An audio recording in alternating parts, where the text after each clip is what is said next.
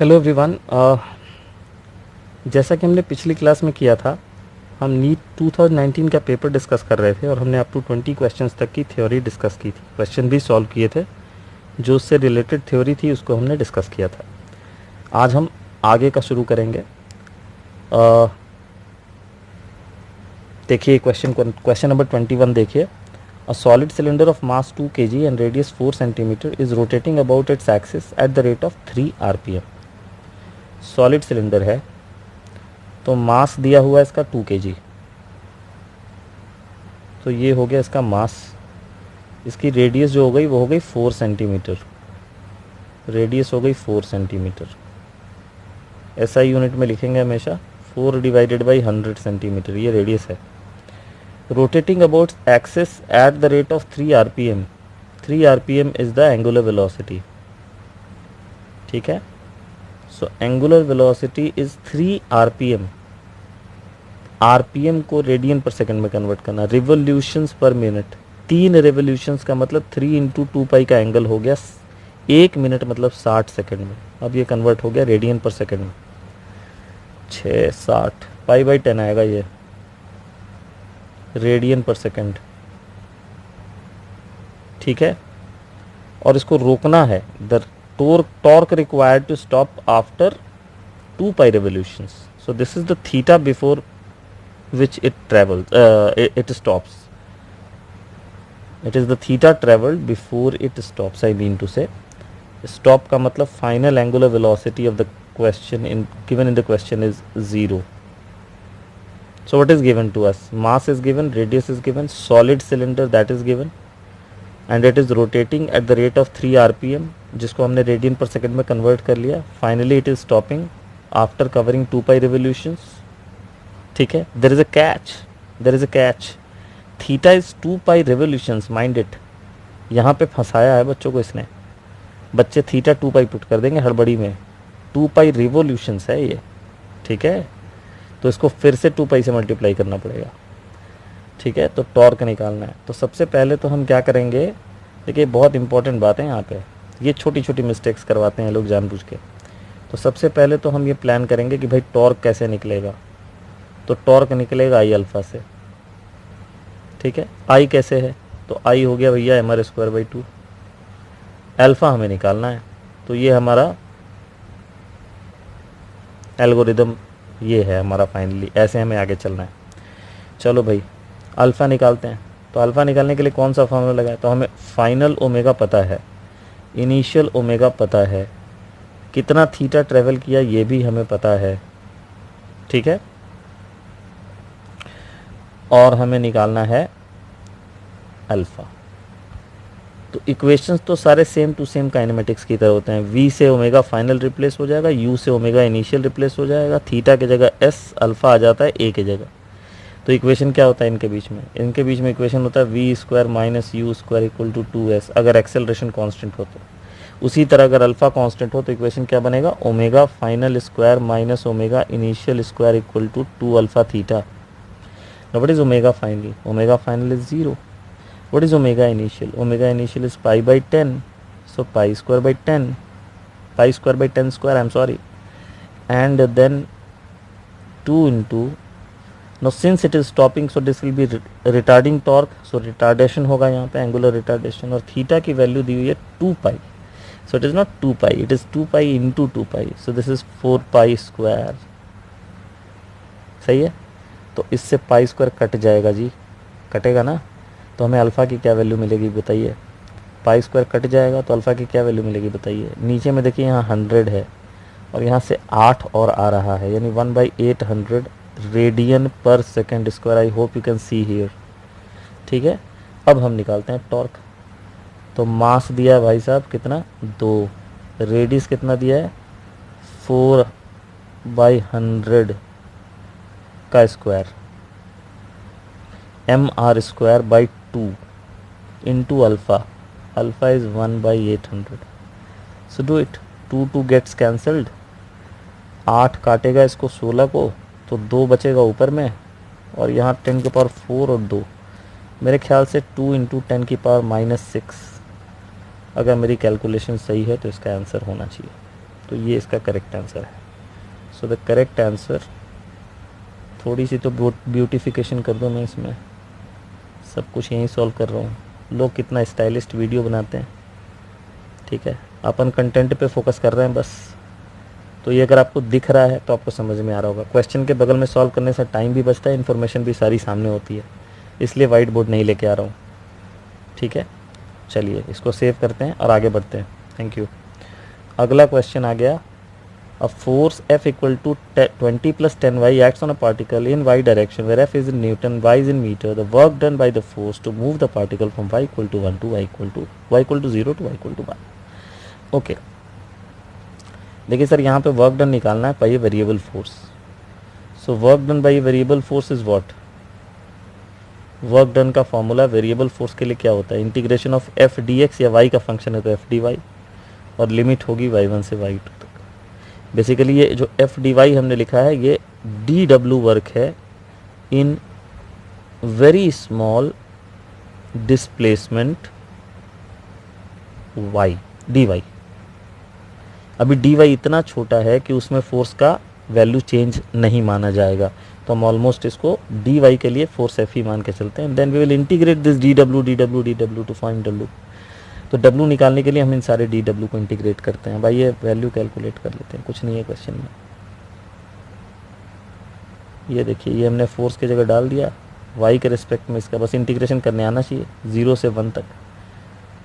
तो 20 into D Y का integration हो जाएगा 20y, 10y डी वाई का इंटीग्रेशन हो जाएगा 10, और y डी वाई का हो जाएगा y²/2। और लिमिट डाल देंगे इसमें, लिमिट डालेंगे 0 से लेके 1 तक। So finally what is the answer? 0 डालने पे तो 0 ही आएगा, 1 डालने पे यहाँ पे 20 आएगा, और यहाँ पे 5 आएगा। सर 25 जूल हमारा आंसर होगा। This is the answer. Okay, let's save it and move ahead. कल वीडियो डाला नहीं है तो आज कोशिश करूँगा ज़्यादा कवर करने का। Which of the following acts as a circuit protection device? Obviously fuse circuit को किसी भी तरह के ओवर वोल्टेज से बचाता है, ठीक है। जब ओवर वोल्टेज होगा, ओवर करंट फ्लो होगा, तो फ्यूज़ का वायर जो होता है, फ्यूज़ वायर, ठीक है, it is wire made of tin and lead. सूखा सूखा क्वेश्चन का आंसर बता के क्या फ़ायदा है, कुछ बता दो और। And has low melting point, high resistance, ठीक है। Low melting point, high resistance होता है इसका। तो जब भी ऑप्टिमम टेम्परेचर से ऊपर जब वो ज़्यादा करंट जाएगा तो हीटिंग ज़्यादा होगी, I²R। हीटिंग ज़्यादा होगी तो टेम्परेचर बढ़ेगा, तो मेल्ट कर जाएगा, तो सर्किट ऑफ हो जाएगा, घर की बिजली चली जाएगी, लेकिन अप्लायंसेस बच जाएंगे। अगर वो नहीं फ्यूज़ ब्लो आउट होगा तो ये सारा जो करंट है, ओवर करंट, ये आपके अप्लायंसेस में जाएगा और अप्लायंसेस को फिर बर्बाद कर देगा। तो अप्लायंसेस के अंदर खराबी आने से अच्छा है कि फ्यूज़ चली जाए। So fuse is the protective device, और जिस क्लास ऑफ इलेक्ट्रिकल इक्विपमेंट्स में आता है उसको हम लोग सर्किट ब्रेकर कहते हैं, क्योंकि सर्किट को तोड़ने का काम करता है। So it comes into the category of circuit breaker, ठीक है, सर्किट ब्रेकर की कैटेगरी में आता है। तो फ्यूज़ इज़ द डिवाइस। चलो ये हो गया, आगे बढ़ते हैं। In the circuit shown below the reading of the volt meter and meter will be. अच्छा, ये ठीक ठाक क्वेश्चन है, देखिए कंसेप्चुअल क्वेश्चन है। अब भाई एमीटर और वोल्ट मीटर के क्वेश्चन में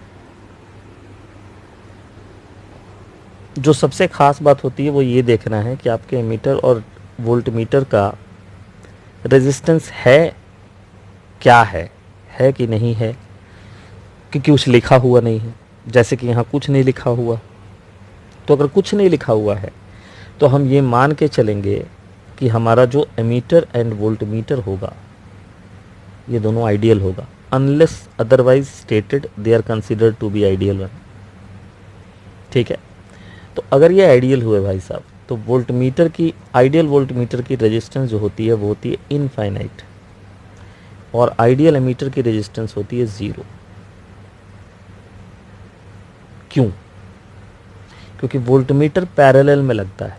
अगर इसके पास इनफाइनाइट रेजिस्टेंस हुआ तो ये वाला पार्ट ऑफ सर्किट जो आपका होगा ये ओपन सर्किट हो जाएगा, तो ये करंट नहीं खींचेगा इससे, तो ओरिजिनल रीडिंग देगा, ठीक है। अगर इसके अंदर फाइनाइट रेजिस्टेंस हो जाए तो ये करंट यहाँ आके ऐसे और ऐसे डिवाइड हो जाएगा, तो ओरिजिनल जिसको ये नापने चला है उस करंट का कुछ पार्ट ये खुद खा जाता है, तो उस केस में क्या होगी, इसकी जो रीडिंग पहले आ रही थी बिना वोल्ट मीटर लगाए उससे कम रीडिंग आएगी। सोचिए पहले करंट इसमें 10 एम्पेयर जा रहा था, तो वोल्ट इसका रीडिंग आ रहा होगा 10 इंटू 10 100 वोल्ट। लेकिन जैसे ही आपने वोल्ट मीटर यहाँ लगाया और इसने कुछ करंट खींच लिया, मान लीजिए इसने 5 करंट खींच लिया 5 एम्पेयर, तो अब तो इसकी रीडिंग 50 वोल्ट ही आएगी ना। सो वोल्ट मीटर अगर आइडियल नहीं होगा तो नेगेटिव एरर देता है, इसीलिए वोल्ट मीटर आइडियल होना चाहिए, इनफाइनाइट रेजिस्टेंस का होना चाहिए, वो कोई करंट नहीं ड्रॉ करना चाहिए। अमीटर लगाते हैं सीरीज में, अगर अमीटर के पास रेजिस्टेंस हो जाए तो सर्किट का रेजिस्टेंस वो क्या करेगा, बढ़ा देगा। जैसे मान लीजिए सोचिए कि इस सर्किट का करंट नापने के लिए अमीटर अभी नहीं लगाया है, तो इस सर्किट के अंदर करंट है मान लीजिए से फॉर एग्जांपल 10 एम्पेयर करंट है, ठीक है 10 एम्पेयर करंट है। अब मान लीजिए आपने एमीटर लगाया, तो एमीटर जब आप लगाएंगे और वो भी सीरीज में, तो सर्किट के रेजिस्टेंस को क्या करेगा, बढ़ा देगा। तो ओरिजिनल करंट जिसको ये नापने चला उसी करंट को एक क्या करेगा, घटा देगा, तो इसकी रीडिंग नेगेटिव हो जाती है, ठीक है, नेगेटिव एरर देता है ये। इसलिए अमीटर को रेजिस्टेंस नहीं बढ़ाना है, तो इसलिए आइडियल एमीटर का वैल्यू कितना होगा, रेजिस्टेंस का 0 आइडियली, और कुछ ना दिया रहे तो आइडियली मान के चलेंगे। अब देखिए खेल सारा समझ में आ जाएगा।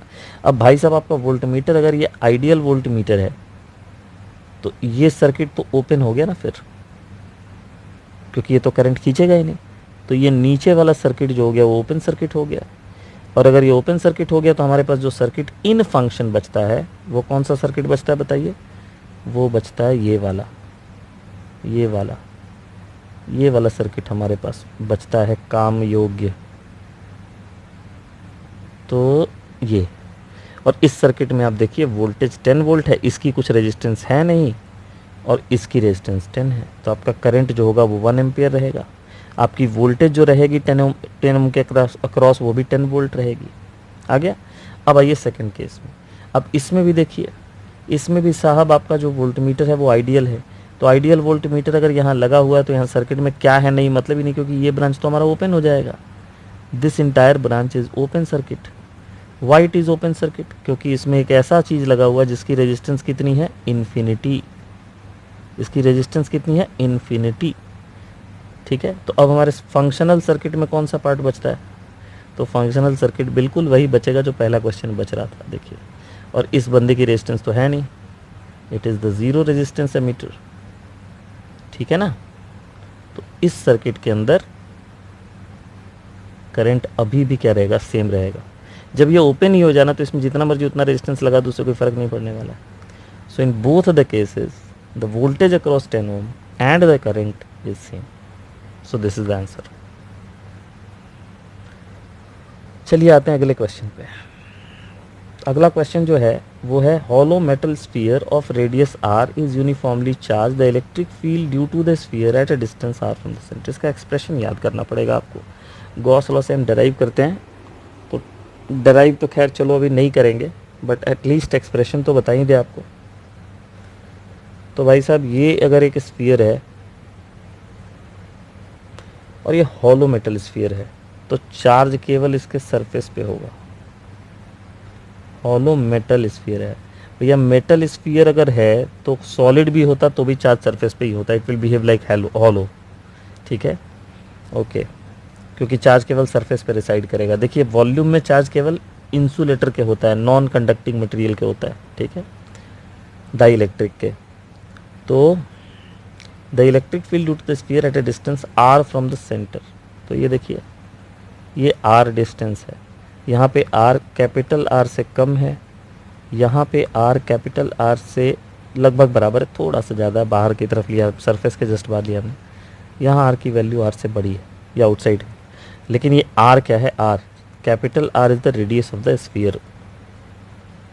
अब आपको मैं वैल्यू बताता हूँ, ये पॉइंट है A और ये जो सरफेस के बाहर है जस्ट बाहर वो है B और ये पॉइंट C मान लीजिए। तो B को अलग से लिखने की ज़रूरत नहीं है, आई एम टेलिंग यू, इसलिए नहीं ज़रूरत है बिकॉज आउटसाइड वाला फॉर्मूला होगा वही B पे अप्लाई हो जाएगा। बस अंतर इतना है कि उसमें स्मॉल r की जगह कैपिटल R लिख दीजिएगा आप। सो इनसाइड एंड आउटसाइड का फॉर्मूला अपन करते हैं। तो इनसाइड का जो फॉर्मूला होगा यानी A जोन का, इसको B कर दो, A जोन का जो फॉर्मूला होगा वो होगा, क्या होगा बताओ, it is K Q small r upon R cube. So it is directly proportional to r inside में, दिस इज़ फील्ड इनसाइड। और आउटसाइड में जो वैल्यू होगी फील्ड की, यानी बी वाले जोन में, वो होगी जो पॉइंट चार्ज की होती है, K Q by small r square. जैसे ही आप सरफेस के बाहर निकलिएगा सारा चार्ज ऐसा बिहेव करेगा जैसे सेंटर पे आ गया। तो ये भैया इन्वर्सली प्रोपोर्शनल स्क्वायर हो गया आपका। तो increases as r for r less than r and for r greater than r, ये तो गलत ऑप्शन है। ग्रेटर देन आर के लिए डिक्रीज करेगा ना, इन्वर्सली है ना। Zero as r increase for r less than r, ये भी गलत है, जीरो तो होता नहीं अंदर में, ठीक है। अच्छा मैं सॉलिड का बता रहा हूँ आपको, हाँ सॉरी ये सही है, मैं आपको जो बता रहा हूँ वो सॉलिड का बता रहा हूँ। ये अभी जो मैंने डायग्राम बनाया, ये मैंने बनाया है एक सॉलिड स्फीयर के लिए। बट मैं आपको बताऊँ कि सॉलिड होने के लिए नॉन कंडक्टिंग होना ज़रूरी है। मेटल रहेगा तो हॉलो की तरह बिहेव करेगा। तो ये फॉर्मूले की ज़रूरत इस क्वेश्चन में नहीं है, बिकॉज इस क्वेश्चन में हमें हॉलो मेटल स्फीयर दिया हुआ है, ठीक है। बहरहाल मैंने आपको फॉर्मूला बता दिया है तो आप उसको याद रखिएगा। तो मैं अब आपको हॉलो का बता देता हूँ, ठीक है। तो हॉलो वाले में क्या होता है, यहाँ पे लिख देता हूँ कि दोनों को कंपेयर भी कर पाए। हॉलो वाले में चार्ज केवल सरफेस पे रहेगा, मतलब यहाँ वॉल्यूम चार्ज डेंसिटी नहीं होती, यहाँ सरफेस चार्ज डेंसिटी एप्लीकेबल होती है। ओके, इसमें भी स्फीयर का रेडियस आर है। अब इसमें दो ही फार्मूला होगा, एक अंदर, वहाँ भी दो ही था, अंदर और बाहर। लेकिन यहाँ अंदर में जो वैल्यू होगी दैट विल बी ज़ीरो, और आउटसाइड वाली वैल्यू ठीक वही वैल्यू होगी जो सॉलिड स्फीयर के केस में फार्मूला जो आ रहा था, यानी K Q by small r square. तो अब बताइए क्या होगा, इन साइड में ज़ीरो होगा आर लेस देन आर में, और जैसे ही बाहर जाएंगे तो क्या करेगा, डिक्रीज करेगा। तो करेक्ट ऑप्शन तो ये भी नहीं है। Zero as r increase for r less than r increases er r increases for,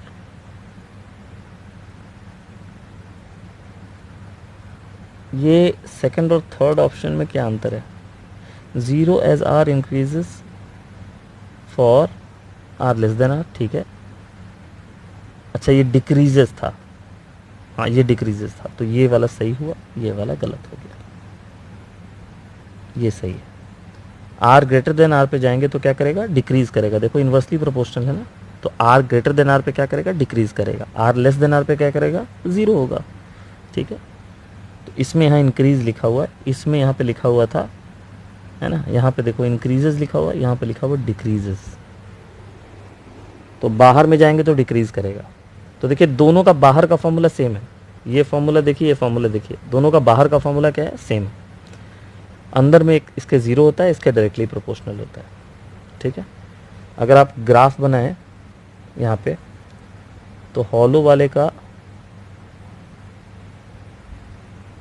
जो ग्राफ आएगा आर के साथ, मान लीजिए कैपिटल आर है, और एक मैं बनाता हूँ,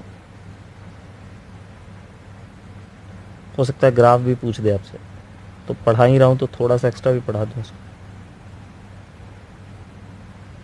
ये देखिए हॉलो वाले में अंदर में ज़ीरो होगा, और उसके बाद अचानक यहाँ से ग्राफ आपका डिक्रीज़ करता जाएगा। सॉलिड वाले में डायरेक्टली प्रोपोर्शनल, उसके बाद डिक्रीज़। तो भैया ये सॉलिड वाले का है और ये हॉलो वाले का है, तो ये ग्राफ भी बता दिया आपको, ठीक है। ओके क्लियर, चलिए आगे बढ़ते हैं। अगला क्वेश्चन क्या है, at a point A on the surface of the earth angle of dip is 25 degree, at the point B on the surface of the earth angle of dip is -25 degree. देखिए ऐसा southern hemisphere के अंदर क्या होता है, आप जब southern hemisphere में जाएंगे, जैसे कैसे समझाऊँ आपको, जैसे ये अर्थ है और ये अर्थ का मैग्नेट है, ऐसे ये ज्योग्राफिकल नॉर्थ है, ये ज्योग्राफिकल साउथ है।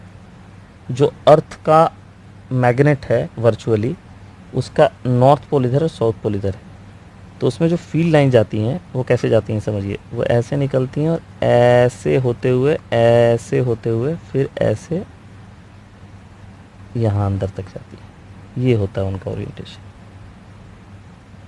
तो मैं आपको बताऊं कि देखिए ये हमने डिवाइड कर दिया है ना, ये अर्थ का नॉर्दर्न हेमिस्फीयर है, क्योंकि जोग्राफिकल नॉर्थ इधर है, जोग्राफिकल साउथ इधर है। इधर हमारा है नॉर्दर्न हेमिस्फीयर और इधर है हमारा सदर्न हेमिस्फीयर। ठीक है, अभी जो आप डिप एंगल होगा, ये जब ऊपर की तरफ उठा होगा यानी सरफेस से अवे, तो उसको हम लोग बोलेंगे पॉजिटिव।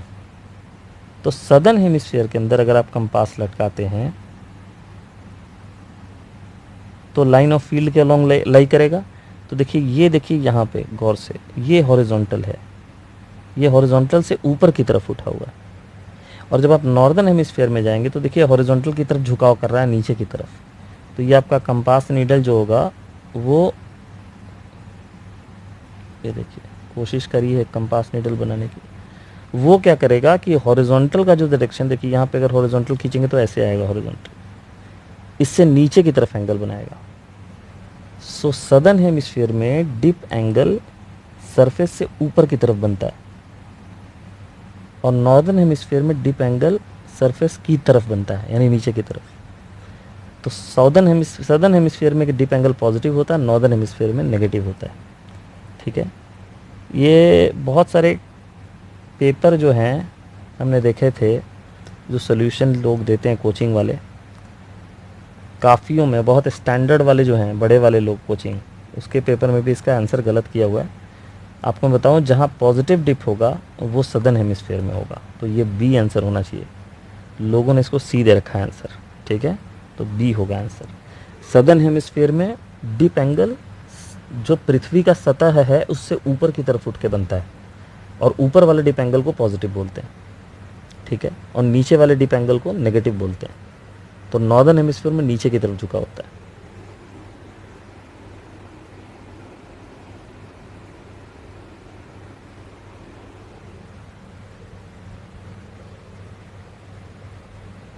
अगर आप वर्टिकली अपवर्ड को पॉजिटिव नेगेटिव मान के चल रहे हैं, तो अगर पॉजिटिव नेगेटिव इन्होंने लिया तो मैं इसको यही मान के चलूंगा कि vertically upward is positive and vertically downward is negative. ठीक है, अब आगे बढ़ते हैं। The total energy of an electron in an atom in an orbit is minus 3.4 electron volt. Its kinetic and potential energies are respectively. तो देखिए, जब कोई इलेक्ट्रॉन एटम के न्यूक्लियस के चारों तरफ घूमता है तो उसकी टोटल एनर्जी, उसकी काइनेटिक एनर्जी, उसकी पोटेंशियल एनर्जी में एक रिलेशन होता है। और वो रिलेशन क्या होता है? Total energy kinetic energy magnitude में इक्वल होते हैं, बट टोटल एनर्जी और पोटेंशियल एनर्जी दोनों नेगेटिव होते हैं। ठीक है, और पोटेंशियल एनर्जी टोटल एनर्जी के मैग्नीट्यूड में डबल होता है, मतलब इसको आधा करने से तो ये रिलेशन बनता है। अब आप खुद निकाल लीजिए, टोटल एनर्जी कितना दे रखा है आपका? टोटल एनर्जी दे रखा है -3.4, तो kinetic energy negative of total energy हो जाएगा, तो काइनेटिक एनर्जी हो जाएगा +3.4 इलेक्ट्रॉन वोल्ट, और पोटेंशियल एनर्जी टोटल एनर्जी का डबल होगा तो -6.8 इलेक्ट्रॉन वोल्ट हो जाएगा। तो ये है वाला आंसर हमारा होगा थर्ड। ठीक है, अब आइए क्वेश्चन नंबर 28 में। In total internal reflection when angle of incidence is equal to the critical angle for the pair of media in contact, what will be the critical angle of refraction. Okay, तो total internal reflection का जो phenomena होता है वो तब होता है जब रे जा रही होती है डेंसर मीडियम से रेयरर मीडियम में। ये देखिए, ये है आपका डेंसर मीडियम और इसकी रिफ्रैक्टिव इंडेक्स म्यू डी मान लेते हैं हम लोग, और ये हमारा रेयरर मीडियम है और रेयरर मीडियम का हम लोग म्यू आर लिखते हैं। ये हमारा नॉर्मल है। अब देखिए,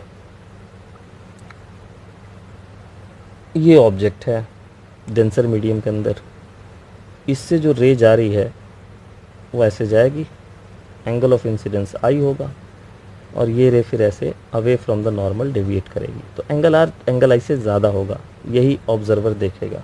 आँख बना देता हूँ यहाँ पे। ठीक है, अब सोचिए अगर ये एंगल ऑफ इंसिडेंस बढ़ाते जाएं बढ़ाते जाएं बढ़ाते जाएं बढ़ाते जाएं, तो एक एंगल ऑफ इंसिडेंस ऐसा आएगा जिस पे ये आर बढ़ते बढ़ते क्या हो जाएगा 90 डिग्री, यानी सरफेस को ग्रेज करने लगेगा। इस एंगल को ही हम कहते हैं, इस एंगल ऑफ इंसिडेंस को हम कहते हैं क्रिटिकल एंगल सी। तो क्रिटिकल एंगल वो एंगल है जिसका एंगल ऑफ रिफ्रैक्शन 90 डिग्री हो जाता है। और फिर इससे हम म्यू आर म्यू डी और सी का रिलेशन निकालते हैं, वो भी डराइव कर देता हूँ जब इतना बता दिया है तो स्नेल्स लॉ लगाइए, ये जो पर्पल कलर का बना हुआ उसके लिए। तो क्या लिखिएगा बताइए, mu denser into sine of critical angle is equal to mu rarer into sine of r. क्योंकि इसके बाद अगर आप एंगल ऑफ इंसिडेंस बढ़ाएंगे, देखिए काला वाला देखिए रे, तो ये रिफ्रैक्ट नहीं होगा, फिर ये टोटली रिफ्लेक्ट हो जाएगा अंदर की तरफ, जिसको TIR कहते हैं, total internal reflection. So if your i is greater than c, then with the same angle it will get totally internally reflected। सही है। तो प्रभु यहाँ से साइन सी की वैल्यू कितनी आ गई, sine r is sine 90, that is 1, so this is mu r by mu d, or it is 1 by mu of denser with respect to rarer, sorry, so C is sin inverse of 1 by mu of denser with respect to rarer। ठीक है। खैर question में तो आपसे बस are पूछा था, तो ये हो गया 28। 29 पे आते हैं। The work done to raise the mass m from the surface of the earth to a height h which is equal to the radius of the earth। Okay, again देखिए ग्रेविटेशन का क्वेश्चन है, बहुत ही आसान question है। Stationery मास को उठाना है आपको, कहाँ से उठाना है स्टेशनरी मास को, सरफेस से उठाना है, और कहाँ तक ले जाना है, रेडियस ऑफ अर्थ के हाइट तक ले जाना है। So this is the initial position of the object and this is radius of earth, and we have to bring it to this height.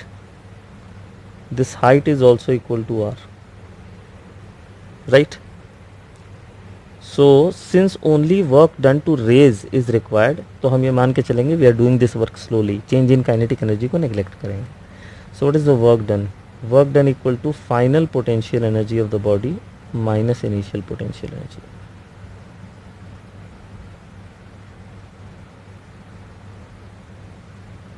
initial potential energy। now what is the formula of potential energy? अगर ये मास m है और ये mass of earth capital M है, और ये इसके centre से अगर डिस्टेंट है, तो इसका फॉर्मूला होता है -GM डिवाइडेड बाई सेंटर से डिस्टेंस। तो बाद वाला डिस्टेंस तो r प्लस एच होगा, आई मीन टू से capital R plus H, sorry capital R plus H होगा, और शुरू वाला सेंटर से डिस्टेंस कितना होगा, वो होगा कैपिटल R। अब ये h भी r के बराबर है भाई साहब, तो ये हो जाएगा -GM divided by 2r plus minus plus हो जाएगा GM डिवाइडेड बाई r। अब ऐसा है कि 1 में से हाफ जा रहा है तो बचेगा half, so answer is GM divided by r 2r। लेकिन अभी तो स्मॉल जी के टर्म्स में दे रहा है आंसर वर्क डन का, तो हम कन्वर्ट करेंगे इसको स्मॉल जी के टर्म्स में। कैसे कन्वर्ट करेंगे बताइए, कुछ भी नहीं करना है, 2 यहाँ खींच लीजिए, देखिए एक r यहाँ मल्टीप्लाई कर दीजिए और एक r से यहाँ मल्टीप्लाई कर दीजिए, तो इसको आप क्या लिख सकते हैं बताइए, इसको आप लिख सकते हैं small g, so it is mgr divided by 2। ये है आपका आंसर, हाफ mgr। ठीक है। Now moving to the next question, 2 particles, no this one, sorry, when an object is shot from the bottom of a long smooth inclined plane kept at an angle of 60 degree with the horizontal, it can travel a distance x1 along the plane। ठीक है, but when the inclination is decreased to 30 degree, the same object is shot with the same velocity, it can travel x2 distance then x1 by x2। तो मुद्दा क्या है, मुद्दा ये है कि इंक्लाइन प्लेन है, इंक्लाइन प्लेन पे एक ब्लॉक को बार बार सेम वेलोसिटी से ऊपर की तरफ प्रोजेक्ट कर रहे हैं, कोई फ्रिक्शन नहीं है, it is smooth surface but incline. एक पॉइंट पे जाके रुकेगा, ट्रेवल्ड डिस्टेंस x होगा। x और थीटा का संबंध निकालना है, क्योंकि एक बार आप थीटा 30 ले रहे हैं और एक बार आप 60 ले रहे हैं, बस यही है कहानी। तो देखिए भाई साहब, ये रुक क्यों रहा है, तो इसका FBD बनाइए। तो बीच में कहीं अगर हम इसका FBD बनाएं तो इसके FBD में हमें कौन कौन से फोर्सेस दिखेंगे बताइए। हाँ, एक दिखेगा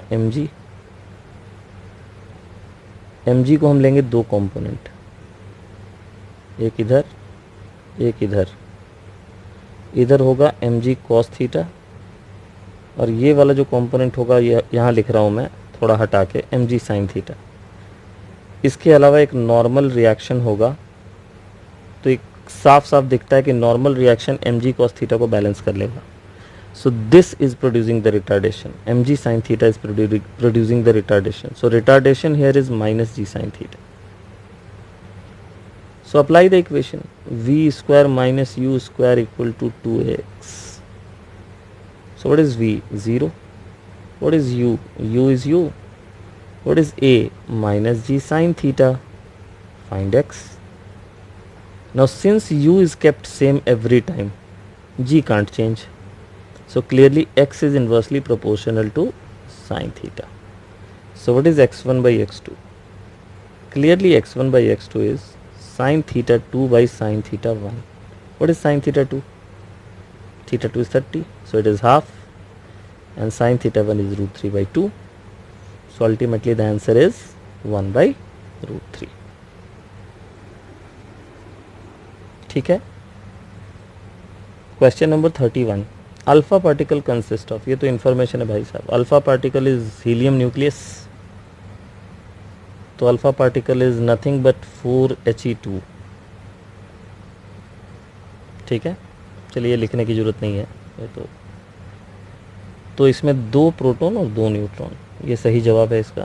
सो it is a very easy question, easiest question है पेपर का। ये देखिए, the speed of a swimmer, पहली बार मतलब जब से मैं नोटिस कर रहा हूँ, मेरे ख्याल से फर्स्ट टाइम नीट में रिवर बोट से रिलेटेड, रिलेटिव वेलोसिटी से रिलेटेड क्वेश्चन आया। रेन मैन आ चुका है, बट रिवर बोट ये पहली बार आ रहा है मेरी याददाश्त जहाँ तक है। आप चेक कर लेना नीट के प्रीवियस ईयर पेपर्स, कम से कम इधर 15-20 साल में तो मैंने नहीं देखा है शायद। ओके, सो अब ये भी रेडार पे है। पहले हम लोग कह देते थे कि लास्ट टाइम है तो छोड़ के निकल जाओ, इससे तो मिलते नहीं है क्वेश्चंस, बट आ रहा है अब। River speed of swimmer in still water, तो देखिए ये आपका एक रिवर है भाई साहब। Speed of swimmer in still water का मतलब क्या होगा? It is velocity of man with respect to river. देखिए जब भी बोले स्टिल वाटर में, तो इसका मतलब सोचिए रिवर को रोक के आदमी की स्पीड बता रहा है, मतलब वो रिलेटिव वेलोसिटी होगी, याद रखिएगा। उसका मतलब हुआ velocity of man minus velocity of river, इन दोनों की जो ग्राउंड के रिस्पेक्ट में वेलोसिटी होगी उसका वेक्टोरियल डिफरेंस।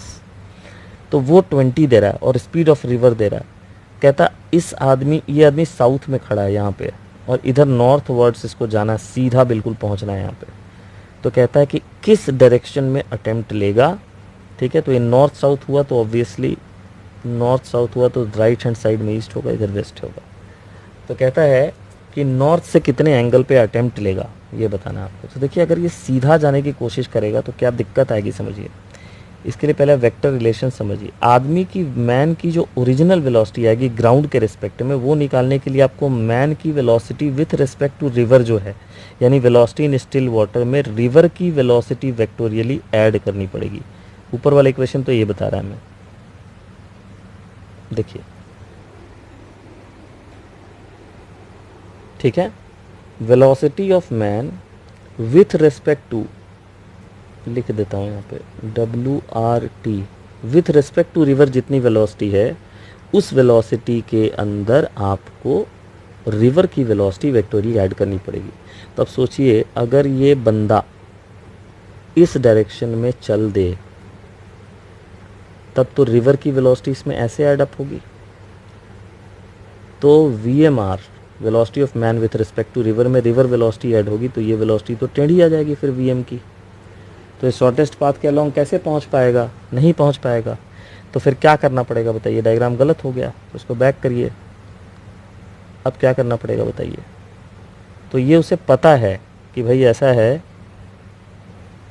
कि मुझे सीधा जाना है अल्टीमेटली, तो ये दोनों का रिजल्टेंट इधर आना चाहिए, ये आपका वी एम आना चाहिए फाइनली, ठीक है, वी एम फाइनली इधर आना चाहिए। तो अब आप सोचिए, इसका मतलब ये आदमी इधर झुक के चलेगा तभी तो, कोई रिवर की वेलोसिटी तो राइट हैंड साइड में ही एक्ट होने वाली है। So this is V M R, let's draw it once again with some other colour.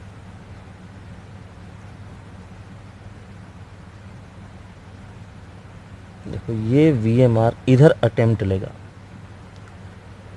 ठीक है, ये अटेम्प्टेड वेलोसिटी भी यही होता है, स्टिल वाटर की वेलोसिटी भी यही होती है, ठीक है, रिलेटिव वेलोसिटी भी यही होती है। और इसमें एडअप होगा कौन सी वेलोसिटी, वेलोसिटी ऑफ रिवर। ये देखिए, ये जो वेक्टर आपको दिख रहा है, this is velocity of river, ठीक है। और सर तब आपको मिलेगा फाइनल वेलोसिटी ये वाला, यही वो वेलोसिटी होगी जिससे ये ग्राउंड के रिस्पेक्ट में ट्रेवल कर रहा होगा। So this is what we need to find. अब ये आपको एंगल निकालना है कि कितने एंगल से, निकाल लीजिए। वी एम आर का वैल्यू दिया हुआ मेरे ख्याल से 20 दिया हुआ है, और वी आर का जो वैल्यू दिया हुआ है, वी आर दिया हुआ 10। So sine theta is 10/20, so theta is 30 degree with north, और किस साइड झुका हुआ है, नॉर्थ से वेस्ट की तरफ, टूवर्ड्स वेस्ट, टूवर्ड्स वेस्ट।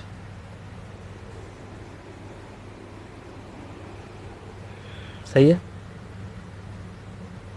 तो ये जो हरा वाला और नीला वाला हमने वेलोसिटी वेक्टर बनाया, इसका कोई अर्थ नहीं है, ये अटेम्प्ट लेगा, रिवर अपनी वेलोसिटी जो ग्रीन वाला वेक्टर वो देगा, लेकिन फाइनली ये वेलोसिटी आती है जिससे ये ट्रेवल कर रहा होगा।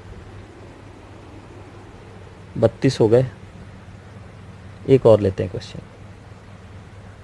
चलिए क्वेश्चन नंबर 33 देखिए। कहता है एक पार्टिकल के ऊपर 3 फोर्स लग रहे हैं भाई साहब, और तीनों फोर्सेस जो हैं वो कुछ इस तरह से लग रहे हैं जो ट्रायंगुलर फॉर्म में तीनों वेक्टर्स रिप्रेजेंट हो रहे हैं। सो अगर ये ट्रायंगुलर फॉर्म में रिप्रेजेंट हो तो बताइए इसका रिजल्टेंट क्या होगा। हम जहाँ चले वहीं पहुँच गए।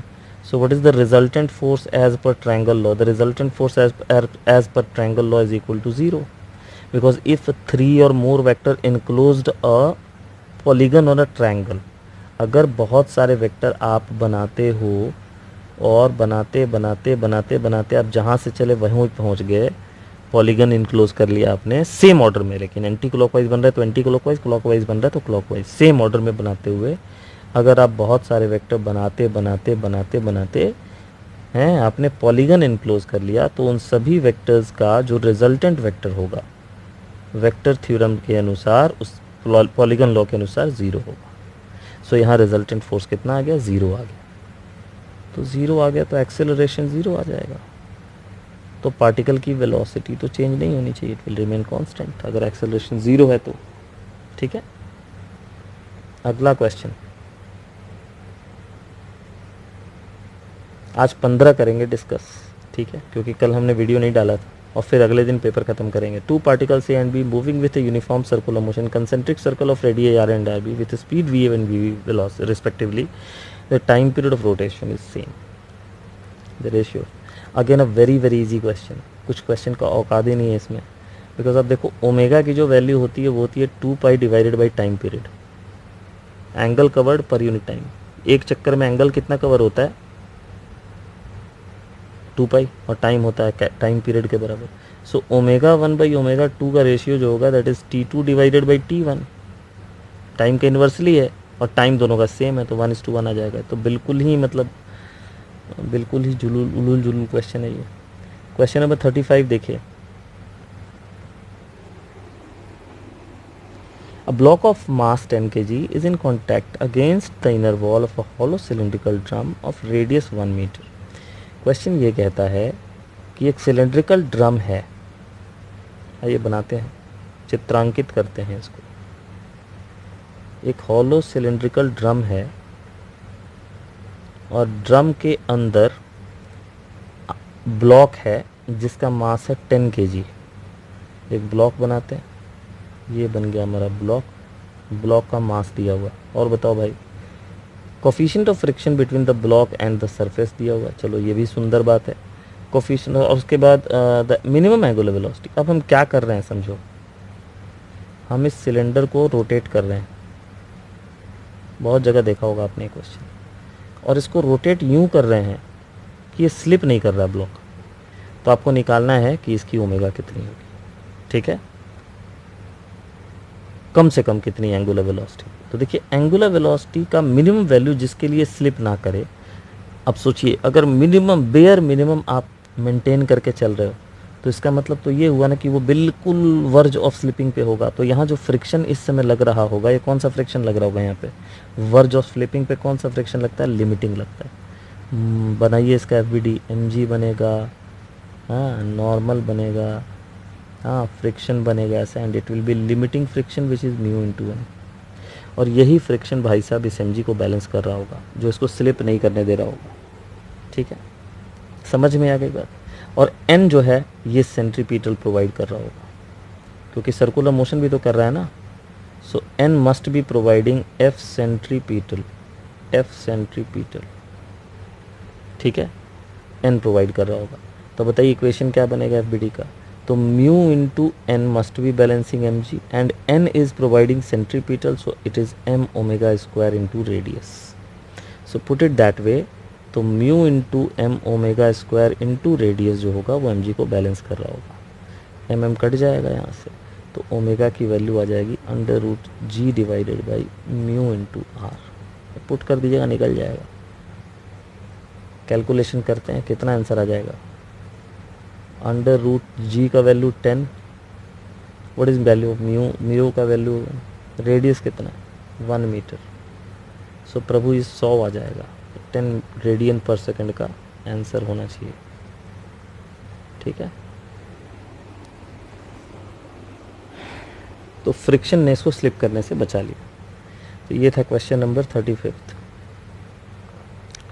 क्वेश्चन नंबर 36 क्या कहता है, क्वेश्चन नंबर 36 ये कहता है कि भाई two infinite line of charges with linear charge densities हैं, 2 इनफाइनाइट लाइन ऑफ चार्जेस हैं और इनकी लीनियर चार्ज डेंसिटीज हैं, एक का पॉजिटिव और दूसरे का है negative lambda, plus lambda, minus lambda, और इनके बीच की दूरी दी गई है 2r।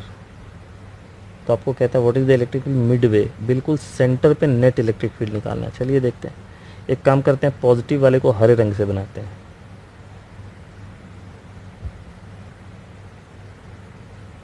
फिर से बनाएंगे।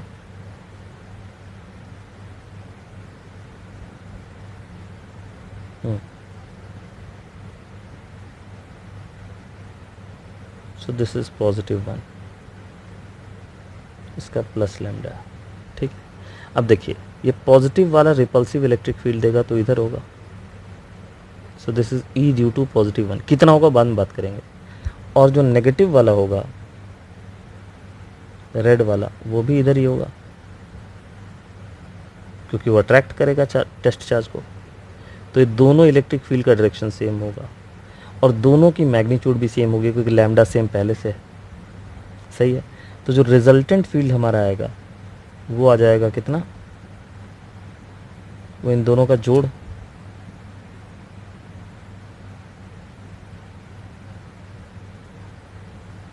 तो जो हमारा रिजल्टेंट फील्ड आएगा वो इन दोनों का वेक्टर सम होगा। So this is the value of E resultant, it is E of positive वाला प्लस E ऑफ नेगेटिव वाला, मैग्नीट्यूड ऐड कर दीजिए, और दोनों का वैल्यू सेम है तो 2E आ जाएगा आंसर। तो किसी एक के वजह से लिख दीजिए, लाइन ऑफ चार्ज के वजह से E की वैल्यू होती है lambda divided by 2πε0r। Gauss law में इसको डेराइव किया होगा। हर चार्ज वायर से पॉइंट की दूरी कैपिटल R के बराबर है, क्योंकि पॉइंट मिडवे है। I hope it is clear. Positive वाला रिपेल करेगा टेस्ट चार्ज को, नेगेटिव वाला अट्रैक्ट करेगा, तो दोनों सेम डायरेक्शन में देंगे। बाकी लैम्डा दोनों का सेम है, दोनों से डिस्टेंस भी सेम है, तो दोनों का फील्ड का मैग्नीट्यूड क्या होना चाहिए, सेम होना चाहिए। तो ऐड अप हो जाएगा, तो एक का जितना होता है उसके डबल होगा। So it will be lambda by πε0r towards the right direction. So this is the correct answer. चलिए हो गया 36। अगला क्वेश्चन देखिए, 2 point charges A and B having charges plus Q and minus Q are placed in a certain distance apart. The force acting between them is F. Okay तो देखिए साहब, ऐसा है कि हमारा एक पॉजिटिव चार्ज प्लस Q है और एक नेगेटिव चार्ज माइनस Q है, और इन दोनों के बीच में जो अट्रैक्टिव फोर्स होगा वो F दिया हुआ है सर, और F का मैग्नीट्यूड होगा obviously KQ² divided by R²। अब कहता है कि 25% चार्ज A में से B में ट्रांसफ़र कर दो। अच्छा, तो A देखिए पॉजिटिवली चार्ज बॉडी है, अगर उसमें से 25% मैं B को दे दूं तो A के पास अब नया चार्ज क्या बचेगा, Q माइनस 25%, और B के पास नया चार्ज क्या आएगा, पहले से माइनस Q था, इसका जो Q/4 निकला वो इसमें लाके जोड़ दीजिए। अब इसका नया फोर्स आपको F' निकालना है, तो बताइए F' का वैल्यू क्या होगा, K। अब इन दोनों चार्जेस का मैग्नीट्यूड देखिए, इसका मैग्नीट्यूड 3Q/4 है और इसका मैग्नीट्यूड ये सॉल्व करने पे माइनस 3Q/4 आएगा। तो अगेन अट्रैक्टिव फोर्स होगा, दोनों चार्जेस की वैल्यू अभी भी मैग्नीट्यूड इक्वल ही है लेकिन कम हो गया, तो ये 3/4 9/16 बन के बाहर आ जाएगा। So it is KQ² divided by R² into 9/16 times. तो प्रीवियस फोर्स के 9/16 टाइम्स हो जाएगा हमारा force. 37 questions have been done. Save करते हैं इसको, अगले क्वेश्चन पे जाते हैं। अच्छा, तो ये देखिए यहाँ का पेपर भी हेजी है, और चलिए थोड़े से क्वेश्चन रह गए तो इसको हम लोग अगले क्लास के लिए छोड़ते हैं, ठीक है। आज काफ़ी सारा हो भी गया है, तो नेक्स्ट क्लास में हम इसको करेंगे। तब तक मैं इसको रोटेट भी कर लूँगा। रोटेट तो चलो मैं अभी कर लूँ, कोई दिक्कत नहीं है उसमें, बट ये 44 45 तो वीडियो थोड़ा लंबा हो जाएगा, तो अपलोड करने में दिक्कत होगी इसको। So let's do this much question in the next class. अगली क्लास में पेपर ख़त्म करके हम लोग अगला पेपर शुरू भी कर देंगे। तो आज यहीं तक होगा। Take care everybody, bye.